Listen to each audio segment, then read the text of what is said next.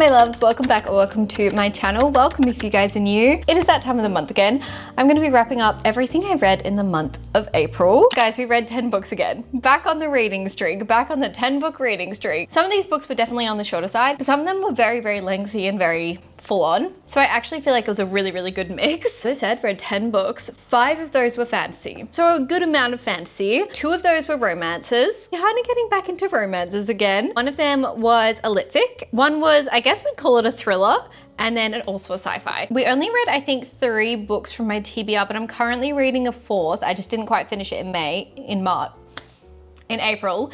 And then we also read the book club pick. So technically there's 1 on the TBR that we didn't get to. And that was The Martian, which I do really, really want to get to. I just had a lot of like dense reads this month and there was no kind of point that I felt like I was ready to pick it up because of how dense the other books I was reading were. Okay, with all that being said, I think we should jump straight into it because I feel like I've got a lot to say. The first book I read in the month of April, I keep going to say the month of May. No, we're not there yet, was Two Can Play by Ali Hazelwood. Now this is a little novella. It's a tiny, tiny book, but honestly was so ready for this. I was ready for a cute little Ali Hazelwood romance, and Ali Hazelwood is someone, if I were to read the back of her books in a bookstore and not know the author, I would probably not pick it up. But because I know Ali Hazelwood and I know her writing and I know her style, I always read one of her books. This is also just a beautiful edition that Hachette sent me. And this is a really funny romance. Obviously it's a really little one, but we are following 2 protagonists who are working in 2 different video game companies basically, but they go on this company retreat to almost merge the companies, like, because they have to work together on an upcoming project. We are following our main protagonist, Viola, and she kind of has like this nemesis from the other company. She's got some history going on there. And he, of course, just so happens to be the one that she has to start to get along with to help create this new project. I am not a video game person, and there definitely was like some lingo in here and just referring to common games that I kind of had heard of a few of them because like my brothers and stuff play. I don't know, maybe if you do actually play games, you would have a really fun time reading this. I just get severely motion sick. That is literally the only reason I don't play games. I will say there was a lot of spice in this for such a short book. Like I was really loving the almost, I want to say slow burn, but like it's such a little book. I don't know if you could consider it that, but like the chemistry and the vibe between our characters, I was loving. I feel like this always happens. I'm always having the best time with Ali's books. I can feel the chemistry coming off the page between the characters, and then suddenly it's like 5 chapters of spice. I'm like, okay, Ali, I know you love your spice, but this is a lot. I think we can move on. I don't think there was 5 chapters, but for a little book, there was a lot. I actually really liked it though. Such a short book, I really felt the connection between these 2 characters, and I thought the actual kind of issues between them, the main action of the story, everything like that was actually pretty good. In saying that, it is such a short book. So I think, what did I give this one in the end? I think I gave it like a 3.5 or a 3.7. 3.5 just because number 1, so spicy, was a little bit too much for me, and just because it's such a little book. But not too much to say on this one, but if you're in a reading slump, or if you just want a book to kind of tick off your list, like, you know, sometimes when you're in a slump, but it's because you've been reading a really, really big book and you just need to tick a book off, then you should probably read this. I think it's a good one. I know that numbers don't matter. It doesn't matter how many books you read, that you're still a reader. Sometimes it's satisfying to finish a little book, you know? Okay, the next book was probably my most anticipated read for the month, and that was The Poet Empress by Shen Tao. I don't want to say I was nervous going into this. To be completely honest, I think I underestimated this book. I underestimated the emotional impact this book was going to have on me. I was left speechless after this. So basically, if you like The Poppy War, and if you like Song of Achilles, that is basically that's what it's described as, like those 2 combined. And I would say that is the perfect description of it, because we definitely have some really hard, intense themes going on in the background.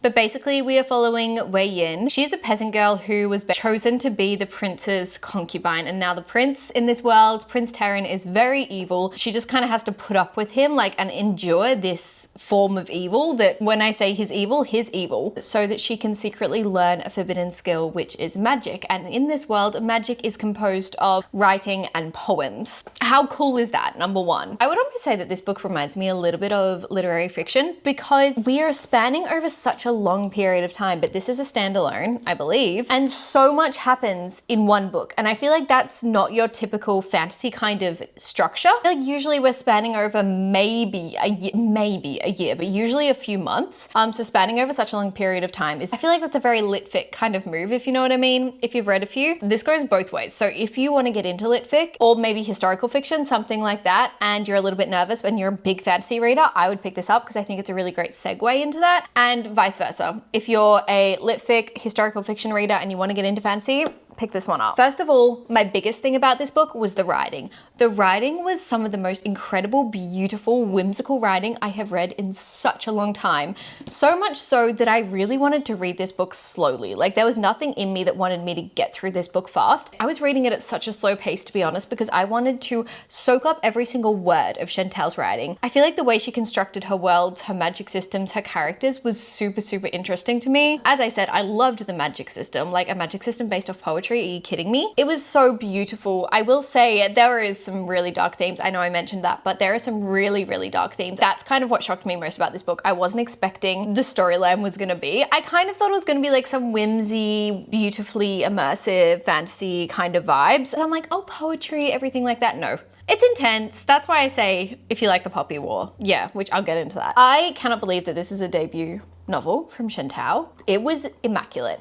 I will say though, it was a 4.75. It wasn't quite a 5-star. The only thing that kept it from being a 5-star for me was the main protagonist. I didn't feel like I knew Wei Yin. She almost acted as like a viewpoint for the reader.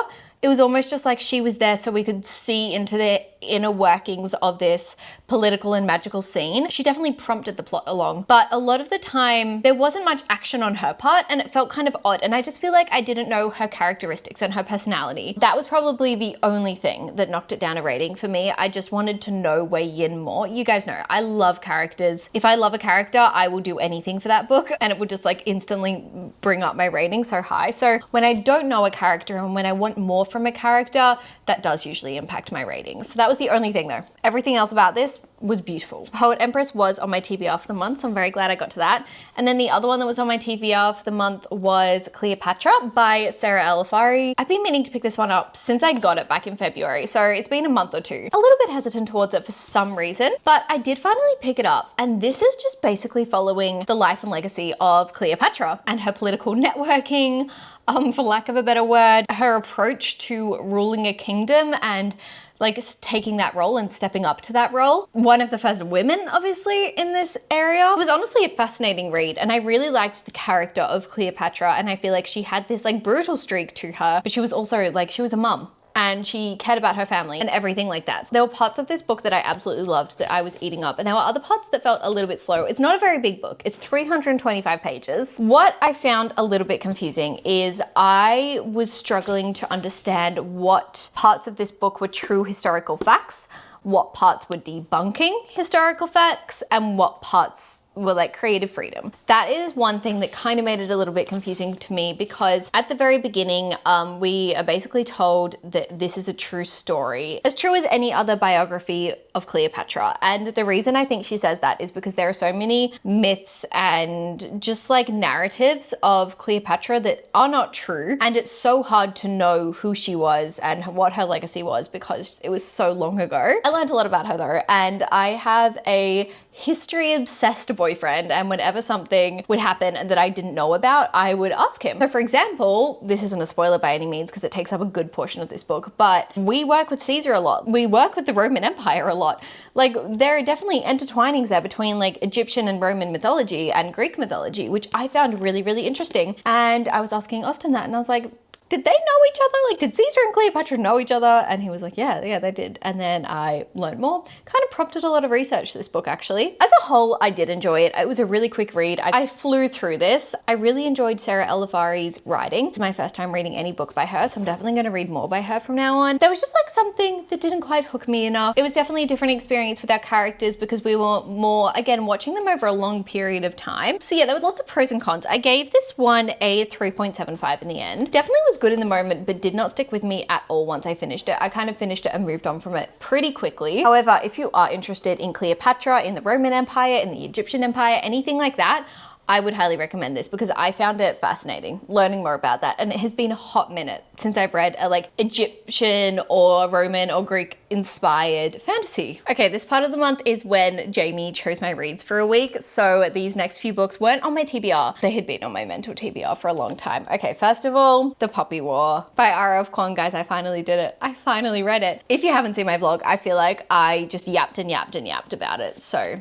you can watch that if you want to know all my thoughts and all my reactions. Guys, this was so good. If you don't know what The Poppy War is about, we are basically based off the Opium Wars. So intense book to read because we are based off true historical happenings. I feel like that always makes it a little bit harder to read about really intense kind of situations. We're set in a very war-torn world. Obviously, we are following our main protagonist, Rin, and she has been studying to try and get accepted and kind of escape her very miserable life in a very lowly kind of country town to be accepted into this academy, which basically trains you up to be a soldier. It trains you in war strategy, in fighting, everything like that. What I loved so much about this book was how confusing our characters were and conflicting they were. I had so many conflicting emotions towards all of our characters, and some characters that you thought were going to be like a tiny little part of this book ended up being a really big part. Some characters you were like, oh yeah, you're going to be a main character, disappeared into the background really quickly. I feel like this whole structure was so unlike anything I've read before. Also, our main protagonist, Rin, unlike anything I've read before,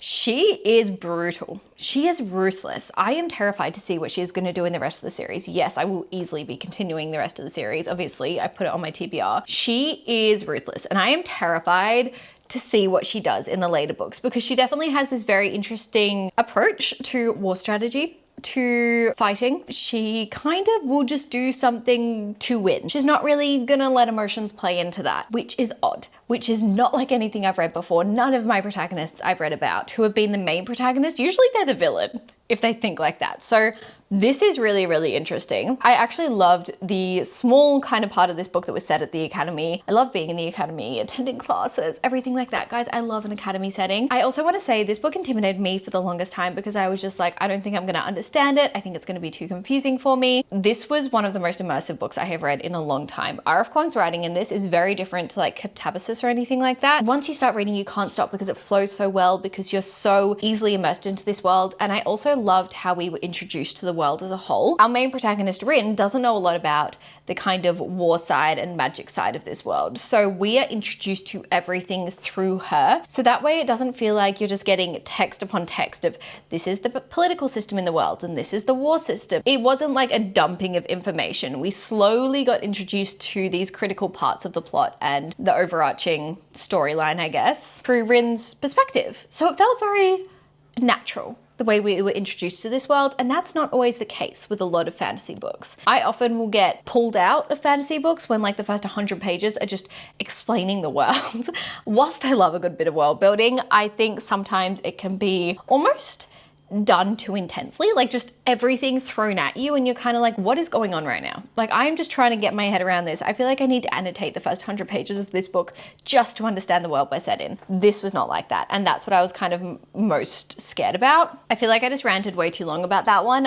So the next few we're gonna go through a little bit quicker because all of these past books you've obviously seen reading vlogs for. A few that I want to talk about that you haven't seen reading vlogs on. So anyway, Ready or Not by Cara Bastone was next. I was really confused about this one because our main trope in this is a accidental pregnancy trope. We are following Eve and she basically figures out that she's pregnant from a one-night stand, which is completely unlike her, and she just is in a situation that makes it difficult. So she's just trying to navigate this change as well as navigating friendships, relationships, everything like that. I actually really liked Eve as a character. I know that some people don't, but I feel like for me, it made sense because I was so clueless. Like, I'm so clueless about anything, obviously. I haven't gone through it. I don't think you can know anything about that unless you've gone through it. So I kind of felt like I was there with Eve, you know? I was clueless along with her. I have seen some people say that this is one of the best romances they've ever read, like standalone cute romances. It wasn't that for me. It was a 4.25 for me. And I will say there was another kind of trope that I usually don't like as well embedded into this. So for the fact that there were two tropes that I usually avoid in my romance books, and for me to still rate it a 4.25, that's a really good sign.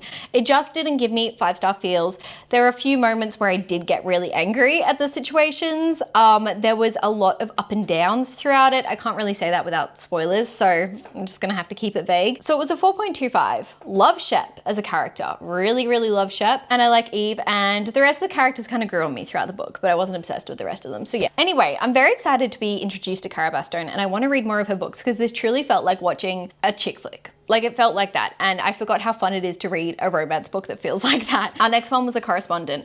This is so unlike anything I've ever read before. So this is the only lit fic I read in the month. Everyone and their dog has read this book, so I feel like you've probably seen it, you know the deal. But in case you haven't, we are basically following a protagonist's life through letters. Not even life. She is 70 when we meet her. 74? 73. And her name is Sybil, and she takes pride in her letter writing. It is her primary form of communication. We live in the modern world. There are very much other easier forms of communication, but she enjoys letter writing. She takes a lot of pride in her penmanship, and we are basically like following her life through letter exchanges and email exchanges. It was unlike anything I've read before. It's so little and so easy to read. I literally read it in less than 24 hours. This book was separated into 3 very distinct moments for me. First, I was like, okay, this is cute. I'm really liking the writing style. I'm getting very immersed in this book. It's a very beautiful book. But in saying all that, I don't see myself connecting to these characters too strongly. I don't see myself falling in love with them. I feel like I'm just gonna speed through this because it's a really beautiful book. Then at about halfway, I was like, hang on, I've got to reevaluate now. I'm quite invested in these storylines, and these,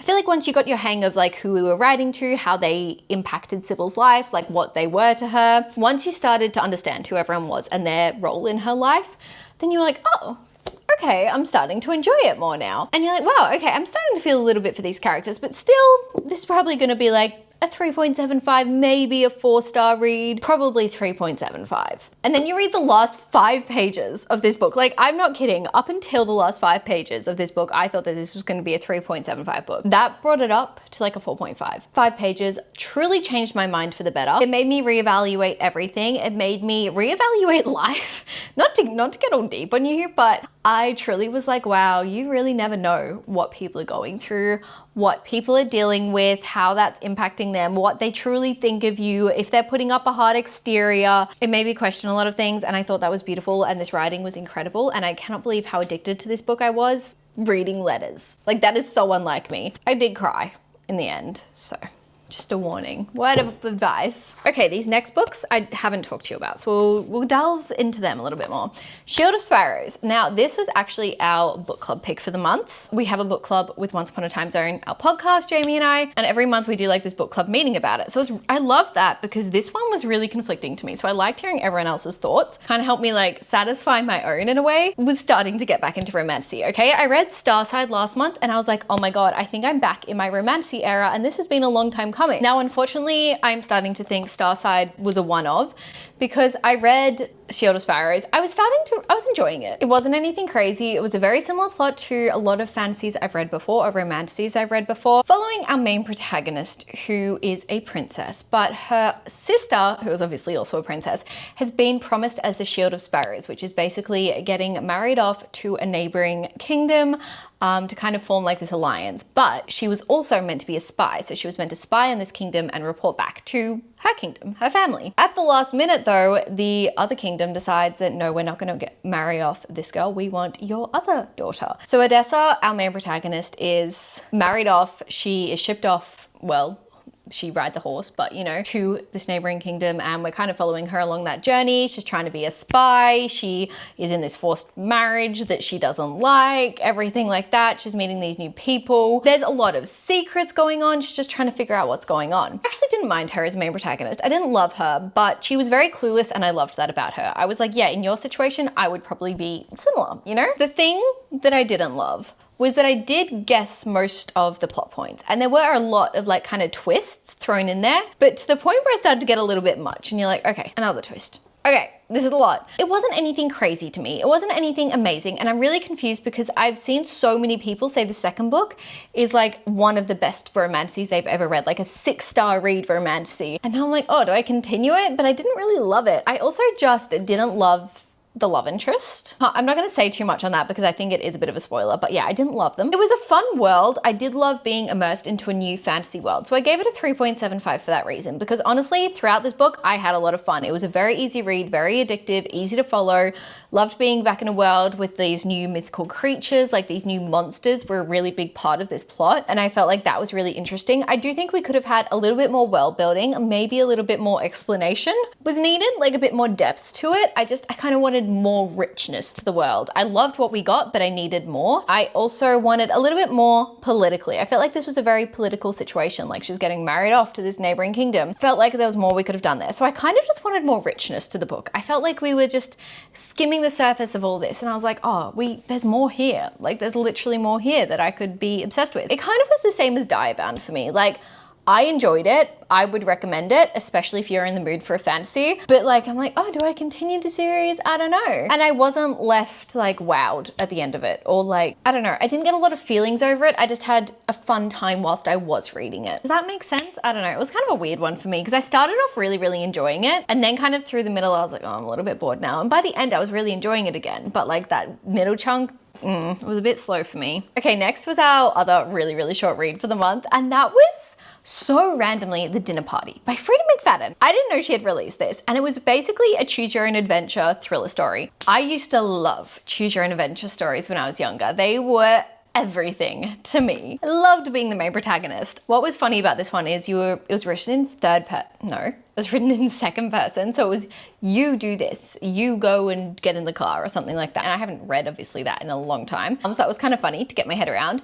And then, yeah, so if you don't know how a choose your own adventure works, basically at the end of each chapter, you'll get a choice that kind of puts you on two different paths. So for example, we are a struggling 20s person. I think it's a girl, but I'm just like, did I just think that because I'm a girl? I'm not sure. We're a struggling individual in their 20s and just trying to earn some money. Basically get put in this situation where they need to pay rent or they're going to be kicked out. And then they get offered a job, or you get offered a job. And it's like this waitressing private function job. And it seems a little bit sketchy, but you're like, you're going to get paid really well, may as well take it. Or I could not take it because it seems a little bit risky and I have to drive up this really sketchy path in the middle of the night. Well, not the middle of the night, but it's getting dark. And like, obviously bad things could happen then. So that's the first fork in the road for us. And you have to choose. And it's like, go to chapter 2 if you want to take this job, go to chapter 7 if you don't want to take this job, or something like that. And at the end of each chapter, you get another path. So you can basically go back to the beginning and choose a different path every single time, which is what I did. I read all the different paths. Guys, this was the most hilarious book I have ever read in my life. Like, I don't think it was a good book, but it was hilarious. This took so many turns that I did not expect. I was cackling. I can't even say what they were. And it was satire, okay? Like, there was no serious note in this book. It's just like Frey McFadden was like, okay, I want to have a bit of fun.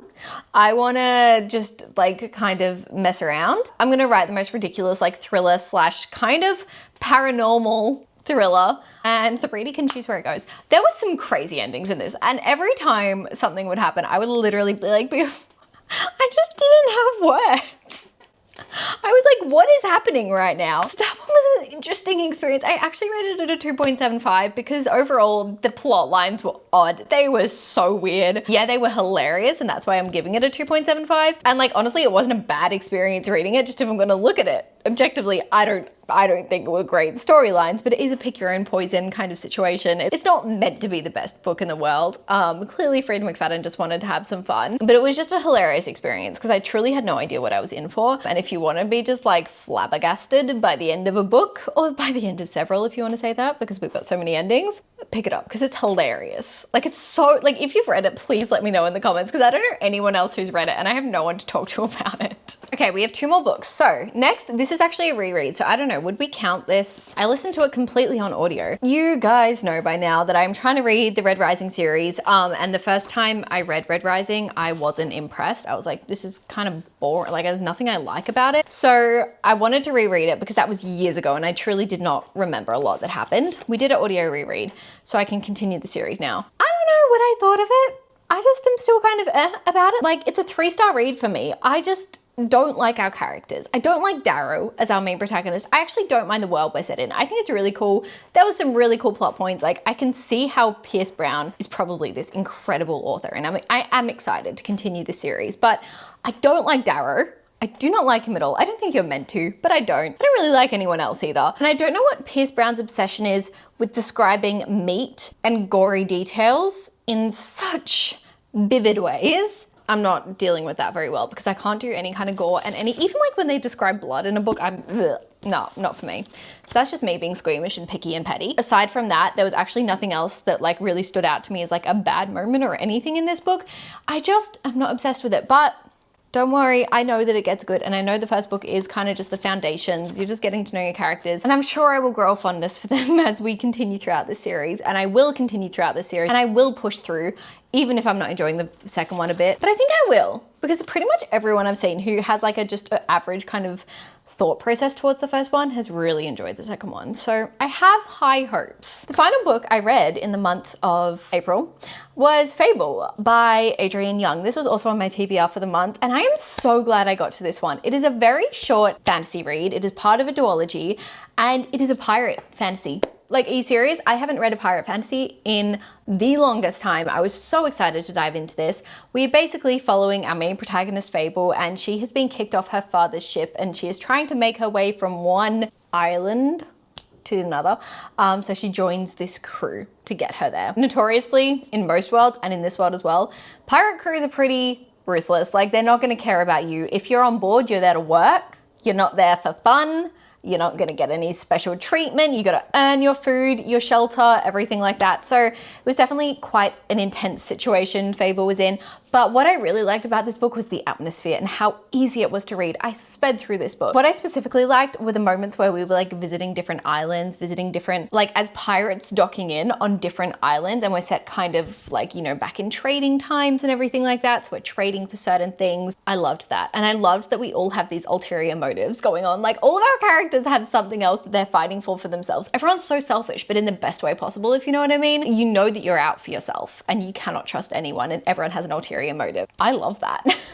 I love a pirate fantasy, so I'm definitely going to continue to the next book. And I actually think this one is incredibly underrated. Like, I don't know why more people haven't read it. Adrienne Young's writing as a whole as well, very easy to read, very immersive, as I said, and addictive. One of those books where you can sit down and read like 20% super quickly. And I say 20% because I did read it on Kindle. You're just so quickly immersed in this world, and it was very moody and atmospheric. I gave this one 4 stars overall. Thought it was really good. It wasn't anything incredible. Like, the plot line, quite simple, I want to say. There was nothing too shocking, too wow factory about the plot line. It was just your generic fantasy. It was kind of almost like a generic fantasy, but because we had that setting of pirates, that made it that much more interesting. I am curious to see where it goes. There was a little bit of romance that I actually didn't even pick up on. So that for me kind of felt out of the blue, and I was like, oh, okay. I think I was just so immersed in this world and like the plot, that I didn't actually pick up on the vibes between the characters,